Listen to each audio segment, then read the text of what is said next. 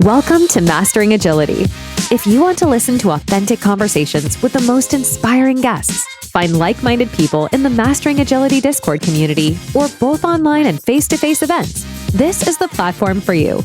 Grab a drink, sit back, and join professional Scrum trainers Sander Dorr, Jim Sammons, and their guests in an all-new episode. Welcome back to the Mastering Agility ScanAgile edition. Today, we're diving into the world of creativity, coding, and storytelling with Linda Liukas, author, illustrator, and educator behind Hello Ruby. Linda has a unique take on how playfulness and imagination can shape the future of tech. In this episode, she shares her insights on making coding more human, the power of storytelling in education, and what we can learn from children about innovation. Get ready for an inspiring conversation that will challenge your perspective on technology and creativity. Let's welcome Linda. I'll just keep the camera rolling. Can we do it one more time? Yep.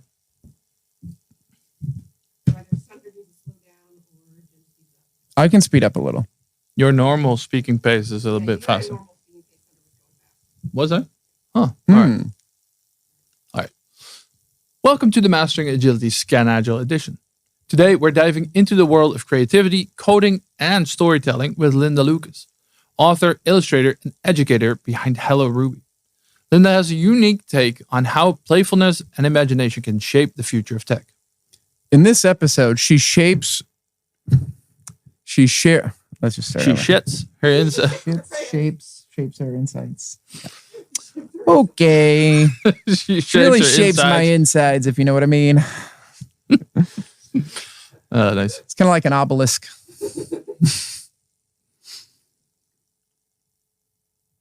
Welcome to the Mastering Agility ScanAgile edition. Today, we're diving into the world of creativity, coding, and storytelling with Linda Liukas, author, illustrator, and educator behind Hello Ruby. Linda has a unique take on how playfulness and imagination can shape the future of tech. In this episode, she shares her insights on making coding more human, the power of storytelling in education, and what we can learn from children about innovation. Get ready for an inspiring conversation that will challenge your perspective on technology and creativity. Let's welcome Linda. Linda, welcome. Thank you so much for joining us, and thank you for giving the awesome keynote. How are you feeling? Energized. I have that little adrenaline rush going now. It was a good crowd, lots of good laughters.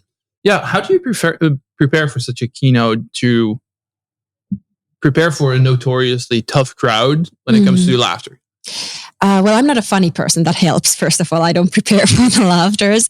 I think by being really authentically me. So I don't come from I come from software engineering, but not haven't worked with big organizations, haven't done really product management side of things at all.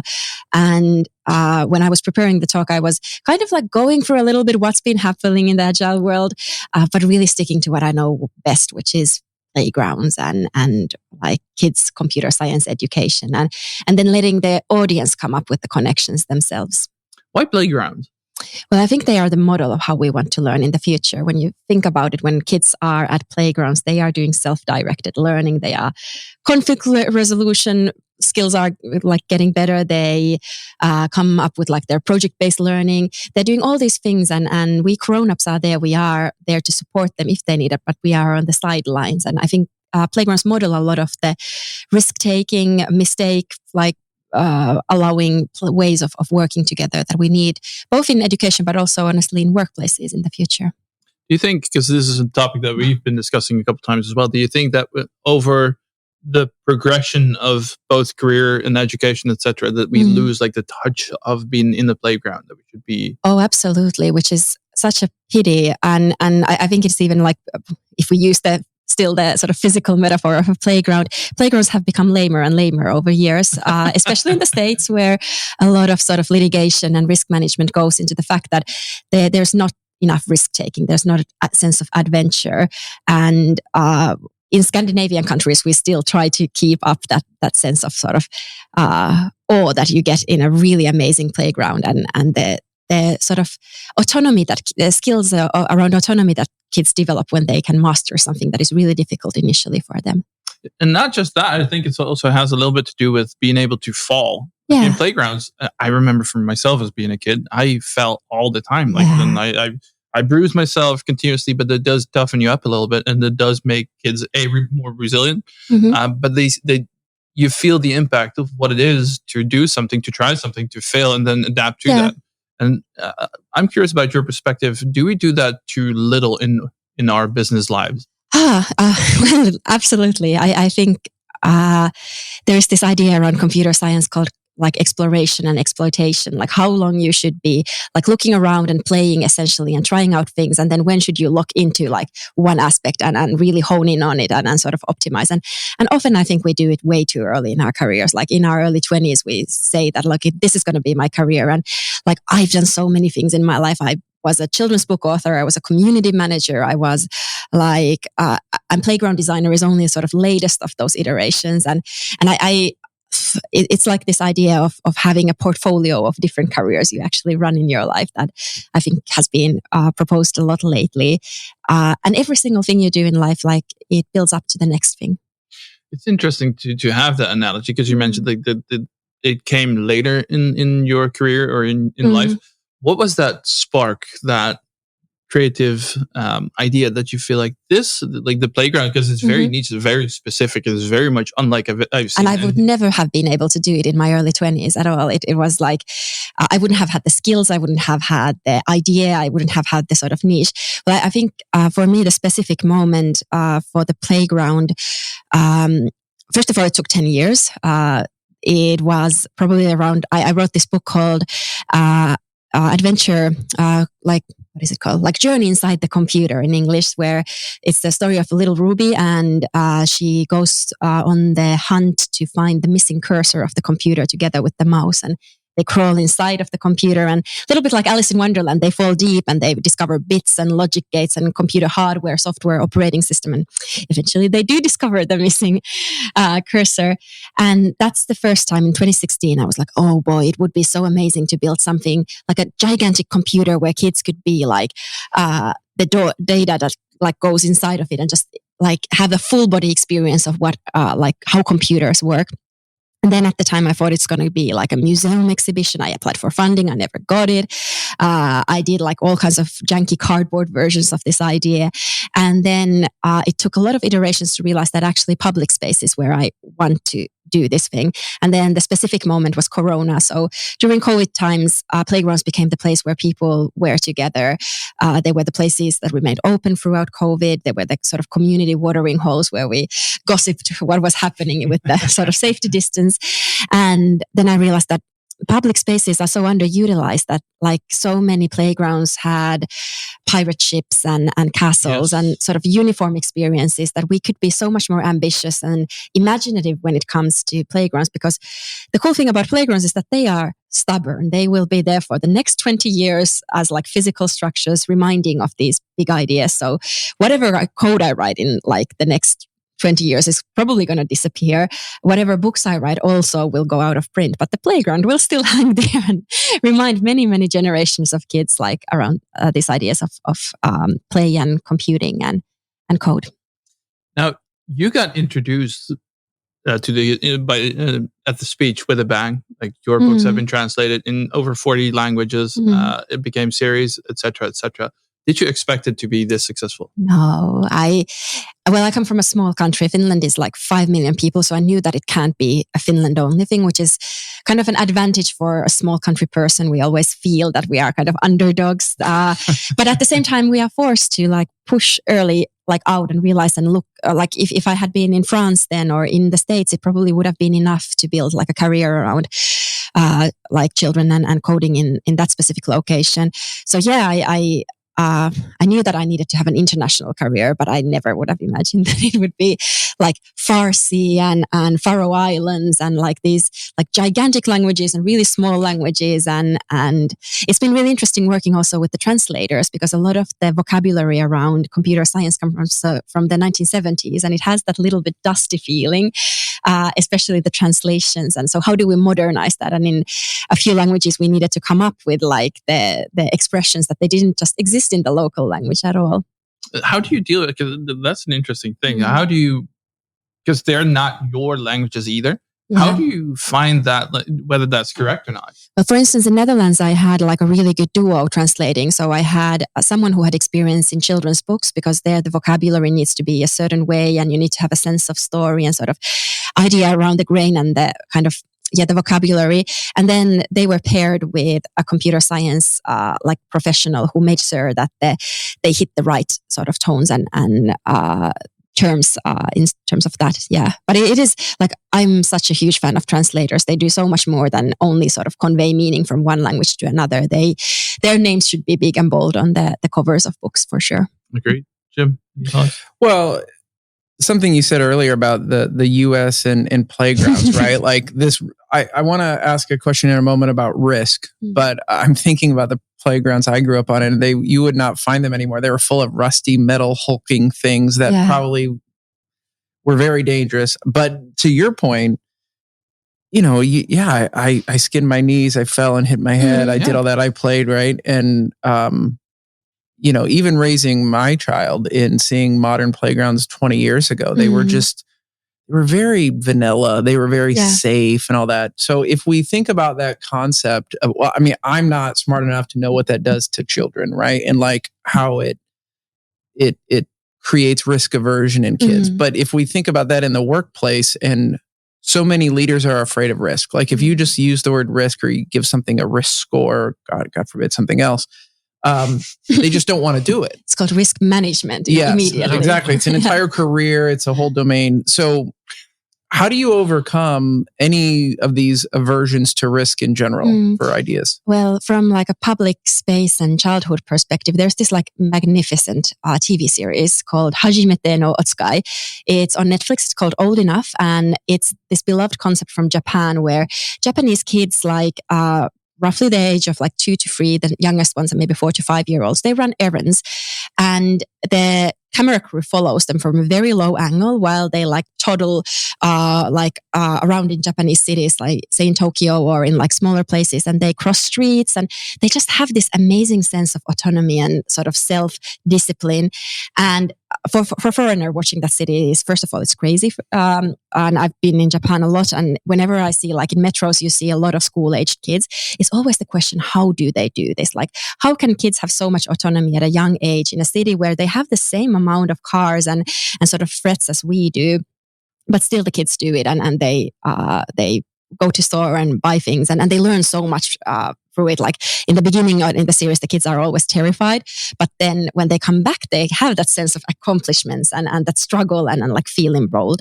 And I read a few studies on this, and it says that it's like an interplay of a lot of different things. It's not one thing or the other. So it's making sure that Japanese like speed limits are lower than in States or in Europe, but it's also the fact that like kids from an early age are taught that they can ask for advice from neighbors and this sort of sense of community. The kids are never really alone. There's often like when you see like a metro full of small kids in Japan, there's always one kid who is sort of overseeing the older one, the younger one. So there are these like tiny subtle mechanisms that are built to build that resilience that for us as an outsider looks like insane risk taking. How would you let your kid do that? But the society is built of 100 small things that support that. And I would say that is maybe like what I would build to a workplace, instead of like saying that now everyone take risks, like model the kinds of behaviors and small interventions that can happen, so that a person, when they do take risks, they see and know that you're supported from everywhere around you.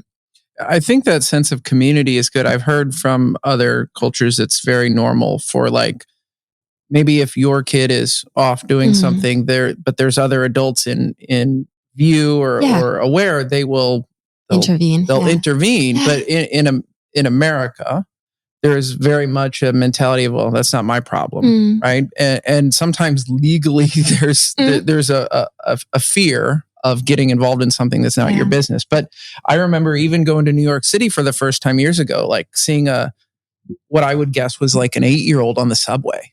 And I'm like, oh my God, I would have never been able to do that at that age. Yeah. And, I'm sure they did it with a parent or an older sibling for a while, and then they just had to do it. And, and I do think children that grew up in cities and traversing and being around a lot of people a lot of structures and processes like public transportation and big buildings, I find them to be a lot more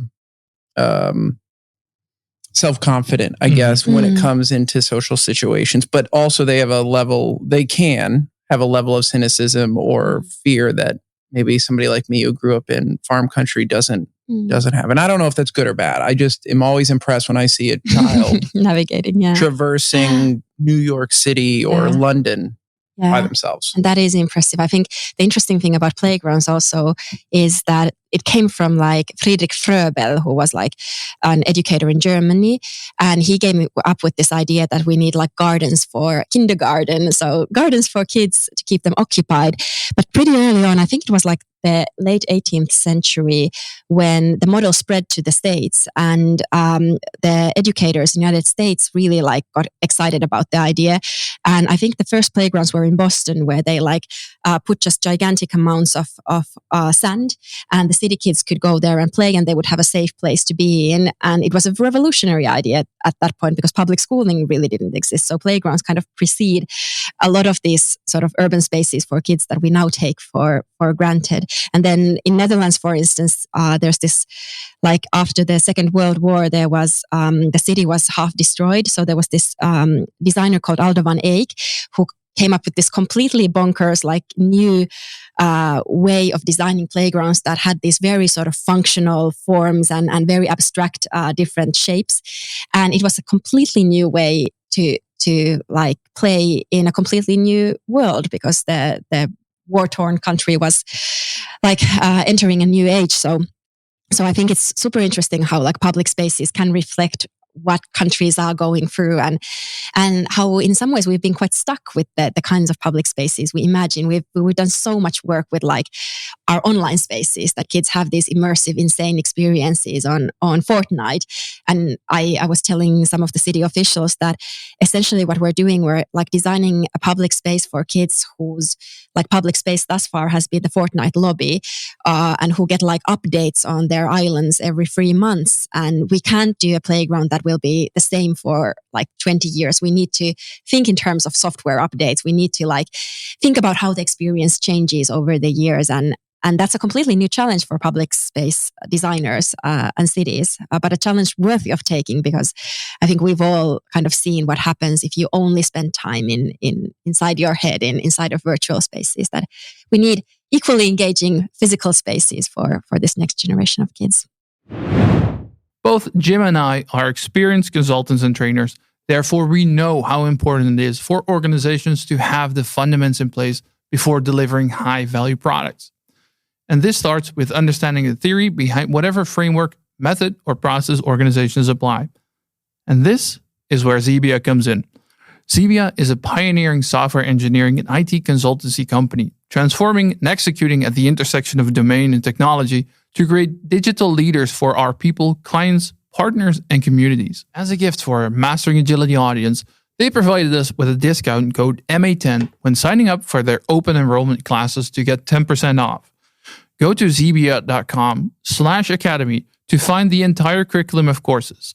That is Xebia, xebia.com/academy to find all their courses. Now, you mentioned in your keynote that you mentioned this. You pitched the idea to the mayor, and he was immediately in. Yeah. How do you go on with a conversation like that? And did it come up with any resistance? Good idea. A good question. So the mayor was on board, but then the most important thing he did is he found the chief design officer of Helsinki. And this is like a position that doesn't exist in a lot of cities, a design officer. So her name is Hanna Harres, and she was the glue that kind of made everything work. So she was the one who brought in the Parks and Recreation, the ones who have the processes and the budget and the know-how to build infrastructure in city. And she brought in the education department, who has kind of the soft layer and who like has the stakeholders, who has the audience. And she was the one who like could pinpoint like, this is the person you should be talking to here, because cities are made of humans and individuals, and finding those individuals underneath the structures is kind of an important thing. So if we take this analog to a workplace, I think having those people inside of an organization who have just a very sort of wide net of contact and connections, whatever their title might be, it could have been a very different title, but Hanna was like super paramount for this playground to succeed. It's interesting because if organizations are now listening to this and they want to put this to practice, what kind of skills, what kind of characteristics do they need in such a person, such a position to get this done? I think Hanna always told that she's good at whispering things to right people. So she had this very sort of soft and diplomatic way of driving change. But then at the same time, for instance, a playground this large needed to go through City Hall. It needed to go through like a political decision-making process. And procurement for all of the parts. So there was a lot of process involved, but just knowing like when to push and when to pull and sort of navigate that. And those are skills that I don't necessarily like have because I'm a children's book author who makes playgrounds. So I think like finding that champion is really key. And it can be one person, as mentioned, even though the city of Helsinki is gigantic. It's like 15, well, I don't know how many thousand people, but tens of thousands of people anyways, but one person can like navigate the city if needed. It sounds like you were looking for someone who had complementary skills to yours.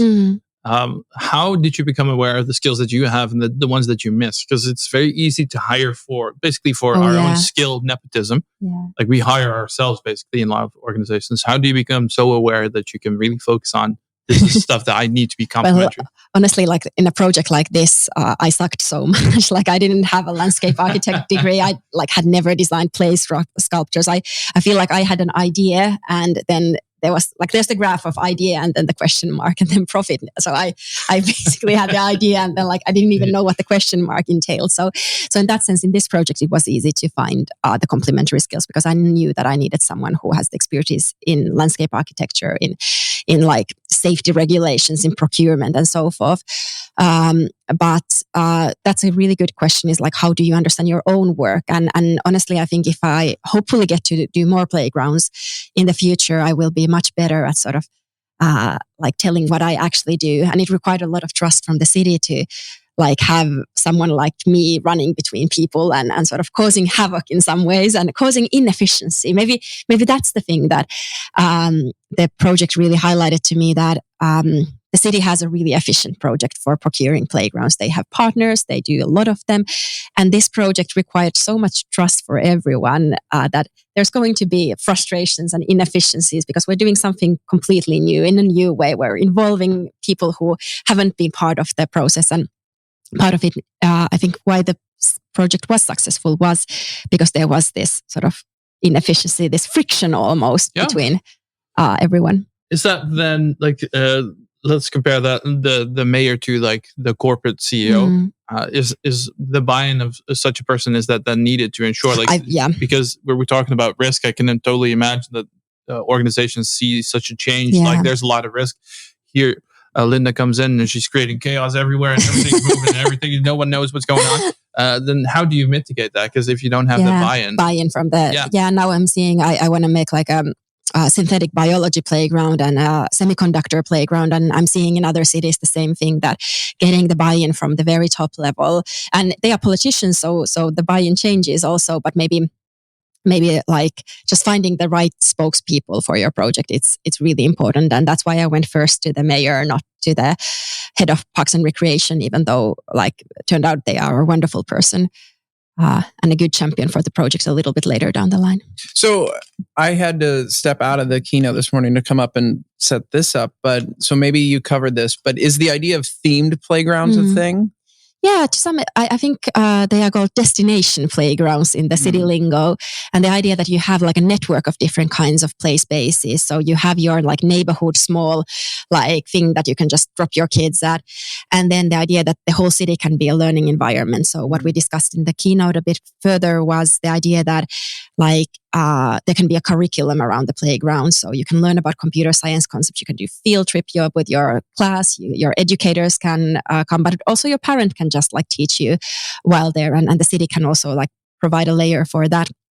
But the idea, I think it was like yesterday or the day before, the city of Helsinki published this like playground strategy. And their goal is to have more destination playgrounds across Helsinki, maybe like 5 or 8 or something like that, and then have these like neighborhood playgrounds, smaller ones, and kind of build typology of playgrounds or topology of playgrounds with different needs. So the goal isn't that every single playground needs to be a multi-million-dollar like wow thing, rather that there's this topology of different kinds of play spaces in the city. Nice. And sometimes it can be like streets, for instance. So I live nowadays in Paris, where there's been a huge effort in closing down, because Paris is quite built already. It's an ancient city. It's like it spreads only outwards into the banlieue, and but at the same time, like the cities need to reclaim space and like change it. And there's like analogies to software in this too. But what they do is they have this effort called the Rue des Écoles, which means that streets in front of schools are now closed down.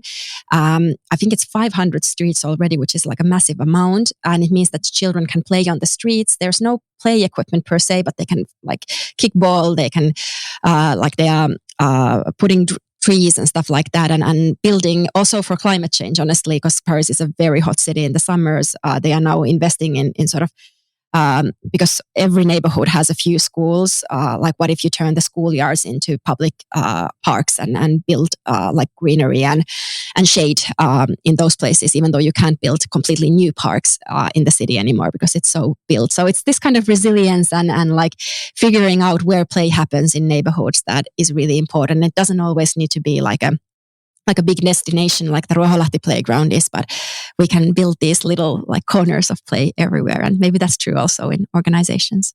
Well, we had a question from the audience, and it kind of will segue into my question. But the question is, how do you factor in the type of materials that are being used in the playgrounds and the upkeep and the maintenance they have, which brings about cost? Yeah. Because, we work with software, digital products. So a great idea is great. It's innovative maybe. But somebody has to care about the long-term maintenance and hygiene of that thing. Yeah. So how is that factor in? Well, in playgrounds, it's usually done so that there's a steering group that also has the maintenance folks involved. And I don't know if like in software projects, there should also be like a party that is the one who keeps up. And the people had a say in some of the choices we made. So for instance, they said that absolutely no, we're not going to have like parts that need to be replaced every now and then, or that break down, or have like a proprietary seller. So for instance, for the Ruoholahti Park, everything is maintainable with like a construction set. So it's made of wood. They get like a color palette and they can paint themselves over the broken parts. And still, of course, there's like stuff that breaks down, but it's built into the kind of design, the repairability, and the fact that the city can do it themselves because they have like staff, but often that staff is taken. They don't have the control or the ability to change. Also because they are involved way too late in the process. And this time, and to be honest, like in many of the other playground projects, they are involved in the steering group. And yeah, maybe the intern who needs to like handle the code base in the 10 years time will be the one who needs to also be a part of designing the spec for it. Well, I think you can design for sustainability. You can design for maintenance, which is inevitable. And about 10 years ago, maybe even a little bit more than 10 years ago, I was working with a client who built playgrounds as part of their business model. And I remember being shocked at how much stuff costs because they were showing me some like digital plans for a new playground they were building in the city. This is in the US. And I'm like, so how much does that thing cost? And they're like, that, as you see in that picture, is like $120,000. I'm like, what? Yeah. They are super I can expensive. build that for $2,000 in plywood and screws. And I'm like, no, I get it, right? But you don't certify it that it's safe. You don't do the landscape working. You don't like, I am going somewhere with this comment, but interrupt me if you want, Sunder. But I know that modern material science is a thing. Like I have a friend, Izzy, who's really big in material science. He's like, look, you can build a table out of thousands of different types of material, but they have pros and cons. And I know that in the US, we worry about vandalism. We worry about degradation and safety and all that. So if you build something in such a way it's easy and cheap to maintain, does that have to come at the expense of being prone to vandalism or safety or something. Yeah, I think it's not either or. And honestly, the same thing happens in Helsinki too, where like the neighbors were worried that there's people who come in the evening and they have like beers there and that it's going to be like vandalized immediately. And to be frank, like some of that did happen, but then it's again like about setting these small like social cues around it. So the park is surrounded by big, like tall buildings.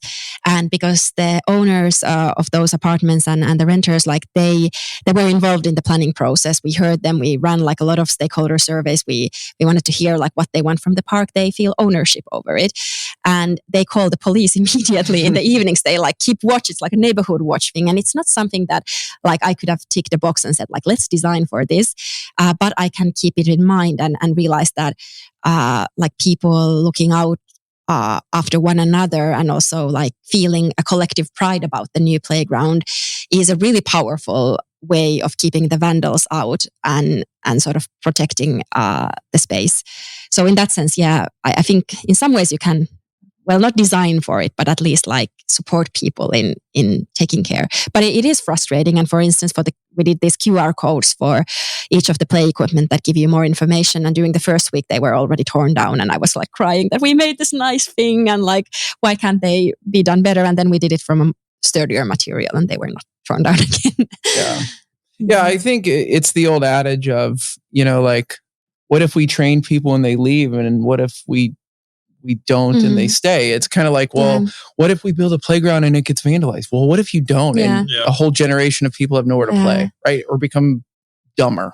But then I speak a lot with like public, so I have this like 2-tiered audience, like software engineers and like people in tech, but then also city planning folks. And I think honestly, there's also like, it goes both ways. There's a lot city people could learn from software engineers. Like you mentioned budgeting. That's absolutely one thing that I think modern sort of software teams do much better. The like kind of the MVP idea and you like work in sprints for city planning. Like they put a lot of money in this one playground, but then they don't, and then they have a little budget for maintenance and upkeep. But the idea that we could do like kind of software updates for the park that actually like bring in completely new equipment or design from the get-go that, hey, we're going to like launch this new part of the park. Once we see how it works in action, I tried to talk to the city council about this. And then they said, we don't have the budget momentum to even try something like that. And I think hopefully something stirs in their brain and it's going to return at some point as a discussion point, but definitely something I would be interested in, like, looking at is like city budgeting and how can we learn from software engineering projects and like bring ideas around. I think you have a new fanboy in the room. Like Martin over here off camera is just bristling and he's sending me all these amazing questions for you and he gets so excited. So like, hi Martin. Yeah. You want to come up and ask me yourself?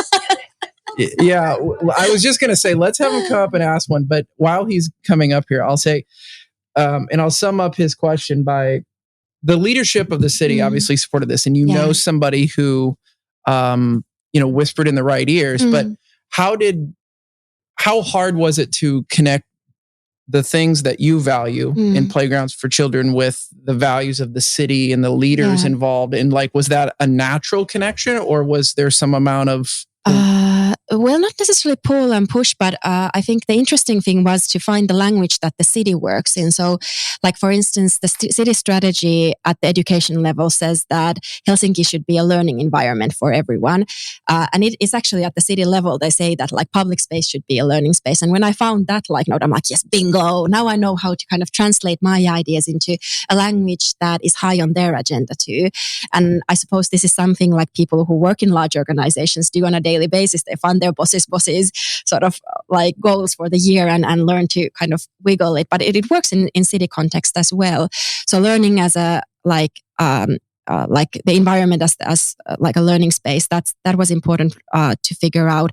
Then there was a lot of work going into like in the city of Helsinki on like the strategy around play spaces and like realizing that this is the first themed park, like, and rallying people around that idea that it's like the first of these destination playgrounds that they want to experiment with. And then they needed obviously like wins. So there was this weird stirring discussion that happened in the biggest public daily that Finnish playgrounds are boring and they are only like they are gray and brown. And where's like we looked at Sweden and we looked at Norway and Denmark and we're like, where are our like playgrounds like that?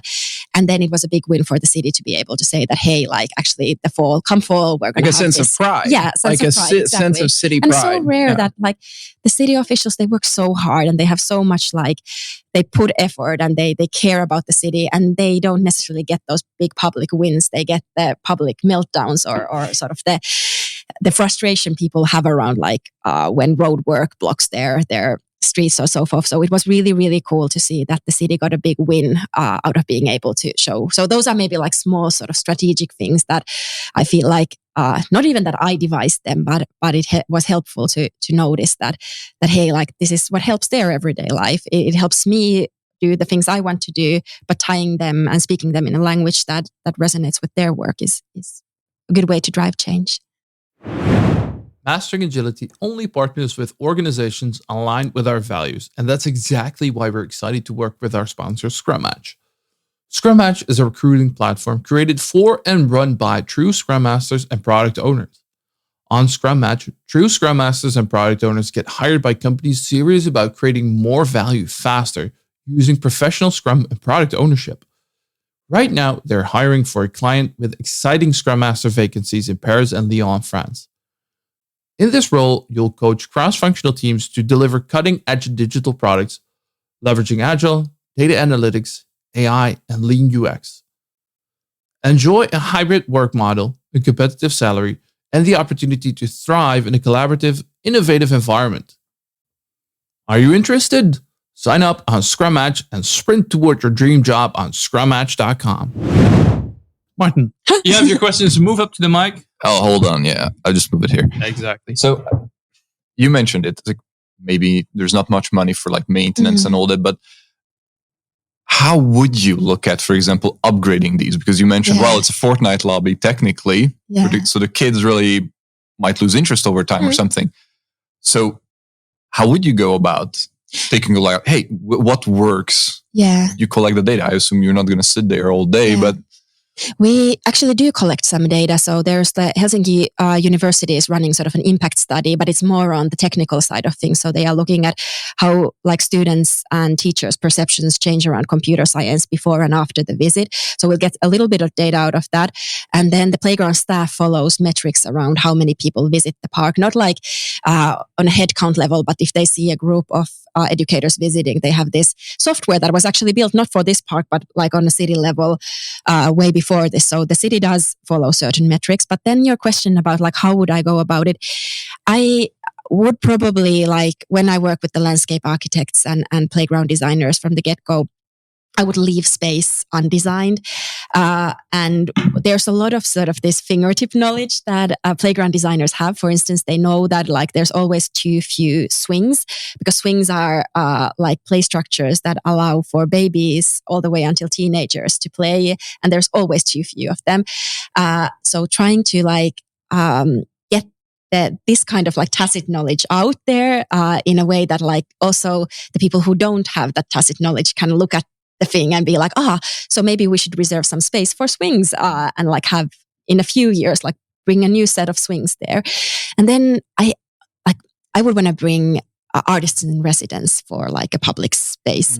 So just involve people who work with, say, electronics and like say that this is your canvas, let's do something crazy here. So it doesn't always need to come from the sort of physical maintenance budget. It could also be like cultural budget or something else in the city. And just, I think it requires just rethinking what public space can be and what it can be turned into. And that's where software engineering, honestly, I think it gives a lot of ideas and fun things. At dinner last night, we were one of the guys I was sitting next to was talking about one of the modern teaching things is to connect a game that kids like to play with learning. And there's some websites and apps where they're literally on one screen. So there's this like crazy Fortnite or Minecraft-y type game while they're learning. And, you know, as a 48-year-old, I couldn't fathom learning that way, but that's apparently how really young children are. So I think anytime we can connect fun with learning, it's good. And yeah, it's interesting because kind of going along with your question is, so you're looking at it from the data, like how do you know what's working and what isn't, and that. I wonder if for some of the older students, if thinking about the concept of you're designing with maintenance in mind, or even using it as a way to teach, there is a cost to maintaining something. Like the total cost of the thing isn't just installing the playground. No. It's how much maintenance, how much cleaning, and how easy, and this is where agility might come in, like how easily can we add a new component to the playground, or how easily can we remove one that isn't working and replace it with one that is. Yeah. And I think that's again like a place where playground manufacturers might need to have discussions with agile folk, because it's not like the tradition of the field is not in planning in this way. It's in planning in 20-year cycles. And then the software engineers, on the other hand, like rarely have to plan in 20-year cycles things. So it's a really fruitful and interesting sort of space for discussions. As an adult, I can imagine how much more interested I might have been in going to something if I knew it could be different, right? Like even different in a small way. And I wrote a note down to myself earlier. We have the shopping mall in the city I live in, and the mall is almost closed now. But the thing that people used to flock to and would be the play area. So inside this mall, there was this huge play area, and it was full of really interesting and engaging things that were all in the shape of food. So like your kids could be crawling on a stack of pancakes or crawling through a thing of bacon or whatever. And, you know, if they could have charged money for that, the mall might have made it, because that place was always far busier than the stores. And it's just an interesting concept. Martin, did any other questions over there as you're bristling? I'm bristling. No. I'm just listening because it's just amazing to hear it. No. Yeah. And as a dog owner, and I know Sunder's a dog owner, like I find dog parks to be super boring. Yeah. And I've been to a few cities where they're themed, like you might go to one and there's things, and you can even see it in animals that they're interested, like, oh, it's not just the same old boring sandbox or milk crate to stand on or something. But it's the pipeline that like a lot of playground manufacturers have zero interest in doing bespoke custom things, because they have procurement deals and they come up with, and this is not in any, like I love the fact that we have so many neighborhood playgrounds, and one of the reasons we do have them is that there is a process in place. And yet at the same time, I think there is room for doing something more imaginative and interesting. And most of these playgrounds are not interconnected. So no one really sat down and said, hey, listen, let's look at the whole 8. You know, you said we're going to do 8. And I think something about biology and that is a completely new concept, or this is something that's like you try to bring in and they're like, what? I want to do like playgrounds, but I want to do them in other cities. So not Helsinki alone. So my sort of big goal for the next 10, 15 years is to like build this network of playgrounds around the world, and like with different computer science themes. So artificial intelligence, semiconductors, synthetic biology. And I would love if there was like playground tourism, that people would go from one playground to another and educators would visit each other.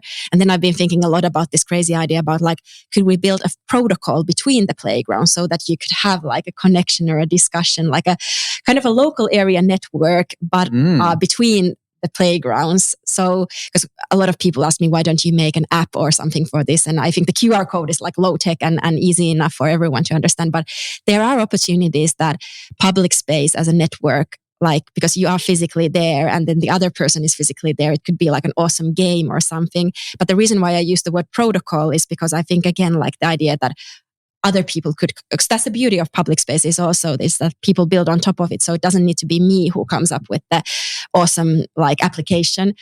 But if there was a way for us to, like kids in Shanghai and Helsinki and Maryland, to sort of have a discussion and do something and partake in like an experience together, that would be a really cool dream. Well, I have two. Oh, go ahead. Is this something that is culturally universal? Like, could this apply everywhere? No.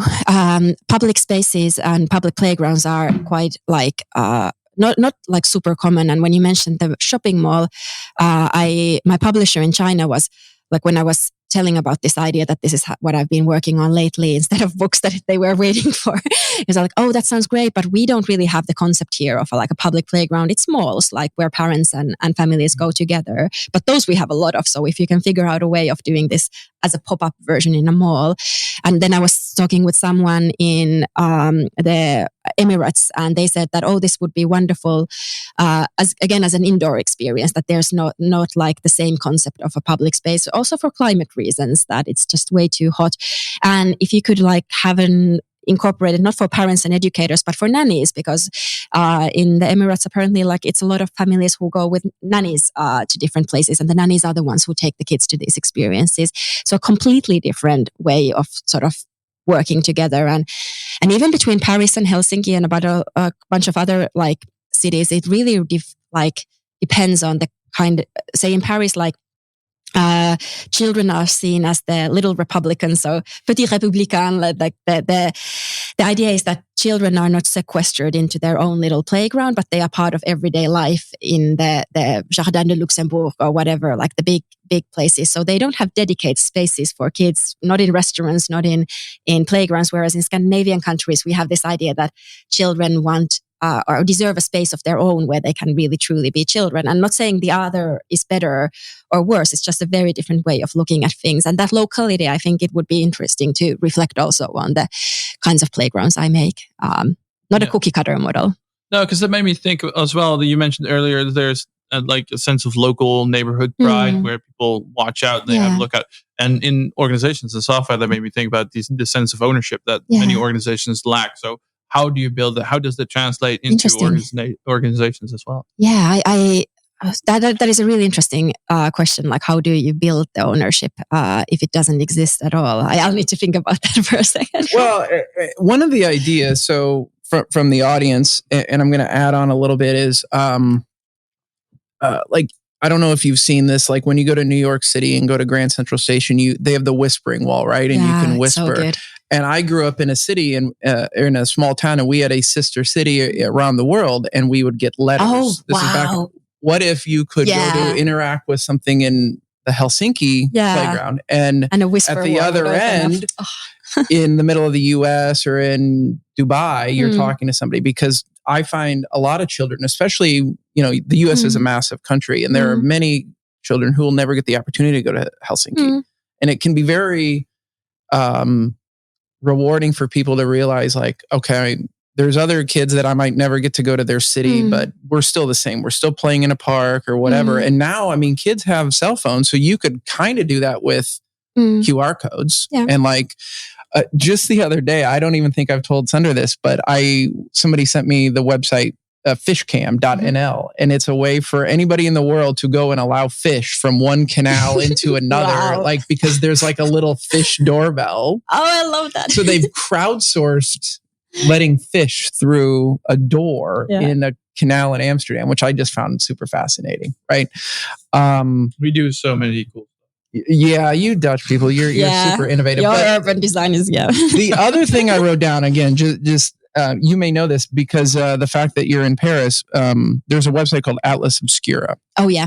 And kind of like I was just trying to take Marge and Gilly last night to one of the local Atlas Obscura things. It's only a few blocks away, and I don't know what it is in humans, but we like to check things off a list. Like on my social media all the time, it's like, oh, here's a little thing. And every time you go to a national park, you get this little chip. You get a little thing for your keychain every time you go to a Major League Baseball park. I love that. Yeah. I bet you when children travel, they would be pulling on their parents things like, hey, we got to go to this park because I want to sign in or I want to do something. Right. In Japan, they also have for the like big train, the metro line, one of the big ones, they have like this little stamp book where you can actually still physically collect stamps today. And it's really, really epic. Yeah, I love that idea. And I love the idea that it would be like chat roulette without the grown-up content, that it would be ephemeral, it would be there, the connection, it wouldn't store any information. It would be just like a peek into someone else's life. And that is something that we somehow, because our experiences online are so mediated by the algorithms and by like the kinds of platforms we are on. I think public space is one of those rare places where we actually get to have empathy towards one another and doing that at like a global scale would be really cool as well. And maybe maybe these connected playgrounds are the right thing at the right time, because, you know, again, at dinner, I keep referencing dinner, but so many great conversations last night. I was saying that I had a client that went to CES and there was some tech for cemeteries, but you know, so it's an interesting segue. Yes, I am going somewhere with this. Here's where I'm going with it. So you can walk up to a tombstone in a cemetery now and hit a button, and a hologram of your loved one will appear on the ground, and you can interact with it and talk to it and ask a question. But where I'm going with this is the tech is now at a way where you could have an outdoor rated kiosk with a camera and more interactivity that you probably couldn't have had even 10 years ago. And I think it's only going to get better and easier, because it's a sad reality. And maybe you purposely want to keep the digital stuff out of the playgrounds, which I would totally respect. But it's just interesting to think about connectedness. The thing I'm really hyped about is not like AI or generative AI. I think like spatial computing, the fact that like we can shrink our computers and do stuff like the fish cam or the cemetery, that like we can turn, like really like make our physical surrounding magical. Not the fact that we put like VR glasses on top of our eyes, but we turn the entire world into a computer. And this is like completely tangential, but there's this really interesting group called Unconventional Computing in Bristol. It's like led by Bristol. It's a professor called Andrew Adamatsky, and he like programs mushrooms. So he's learned that mushrooms have this like electricity conducting ability that you can actually like program logic gates out of mushrooms. And he's not stating that, hey, let's make PlayStations out of like semiconductor mushrooms. But what he's saying that maybe in the future we'll be able to program mushrooms in a forest so that like the mushrooms tell us if like the pollution levels go high or like tell us all kind of information. And that's a vision of the world that I'm really into, like the idea that we can use programmatic abilities and sort of software to tell us more about the world, to give us more like the graveyard example or the fish cam, like more ownership, more understanding, more autonomy, and maybe more empathy around our surroundings. So I think we're going to go into like another decade of just like more stuff in front of our eyes, like VR glasses and generative AI, but then we're going to break free and like return to the nature. And Nice. like very sort of rustic and idea. Very romantic. Truly magic mushrooms. Do you have another question? No, I don't. Mark from now on. But it sounds very interesting, and I'm thinking like, okay, we can program the mushrooms, or we can just install a sensor to figure out like which one is cheaper or quicker. But of course, very interesting concepts. One of my friends was he's in the water industry, and he finds it fascinating what you can tell about a city or a building or a whole area from the water. Like you can spot health trends, you can see pollutants, you can see drug use, you can see all types of things just from cities' water. Yeah. And that's good. but because water is so, I mean, it's one of the 3 building blocks of life, is it's also rife with security issues. Because if you wanted to, you know, destroy an area, if you can poison the water system or something, that's a way to create panic or you know, impact people in a massive scale. So that he has to always balance innovation in this industry with the security aspect of it as well. No, but I'm immediately thinking about like a water playground experience, learning like about, that would be so epic. I mean, I'm sure you've thought of this, but I got to assume the sponsorship opportunities would be big to fund some of it, because I think, unfortunately, these things are probably expensive. Like as soon as you start talking about architects, designers, planners, I mean, I just see dollar signs. So corporate America, like they're good at a few things, one of which is making money and spending it. It's working. The water thing has like a legacy also, because so there's this weird like tangent of computer science history where there was a time when analog computers were a thing. So things that like analogously, how do you say that? Anyways, like showed that computers haven't always been made of like electricity and digits. And there was this Soviet group that built like a water computer to measure like the city water levels and like there were these valves and that like immediately showed, and you would just pour like water into the computer from one side and then you would see like the levels rise on another side, and you would actually like perform actual calculations with the water machine. So in that sense, I'm like already now going in my head. Well, I think it's over here. I think it's in Finland, but there is a clam that the city uses to test toxicity, right? Because this clam opens and closes based on that's an unconventional computer if I've ever seen one. Inputs, outputs, and process. Yes, input, process, output. Hey, let's slowly start bringing this one. There's a chat GPT question of the day that we always have, and now it's always a different one. Mm-hmm. And this one, I think, is going to be very applicable to you and the books and all the other stuff that you've done. It's what's a small change you made to a product that had an unexpectedly big impact?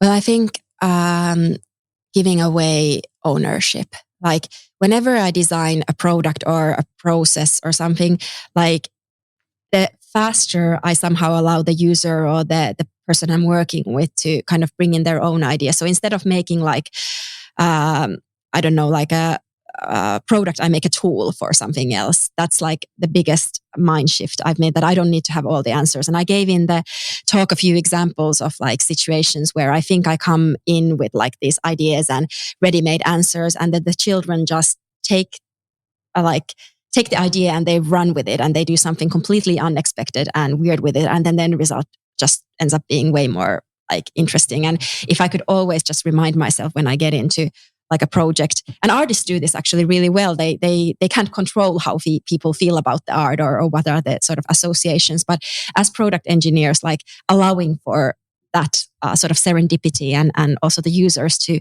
like twist and turn and like do weird things with what you're doing would be sort of my advice. So you're saying that micromanagement doesn't help? What an outrageous revolutionary statement. Collective code ownership's a good thing? Increases quality and interest? Who would have thunk it? Exactly. Are you listening, big corporates? Right. I appreciate that. I appreciate you being here. Thank you so much for wanting to be here and again for all your insights. I really enjoyed this discussion. Any closing remarks or questions from you guys? No, it's good. No, not from me. All right. Thank you again so much. Sweet. Thank you. Thank you. That is all for today. Thank you for listening. If you liked this episode, let us know by hitting that like button. Share it with friends and colleagues, sharing a message on LinkedIn, joining our warm and welcoming Discord community, or attend recordings as a virtual audience. You can find all the relevant links in the show notes. We hope you'll tune back in for the next episode of the Mastering Agility podcast.